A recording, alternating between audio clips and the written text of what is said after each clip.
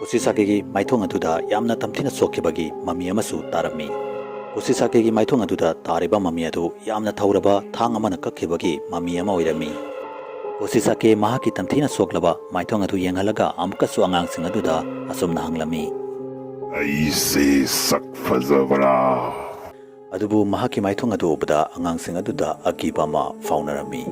Amadi angangsing aduna karigamba hoi fazai haiduna pakhum piba targadi mahakna pairiba sanglaba amadi thauraba kati aduna mahaki mamaida tariba dakham adugumna angangsing adugi mamai adusu kathalami. Iyamna thokibana maram oibana angangsing adu mafam aduda matwai thanarami.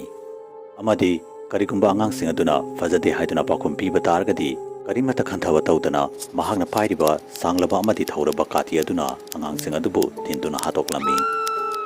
Adomna khangningliba adusu Kusisake ona hariba nupi masasi kadaidagi lakhibano amadi kanano hai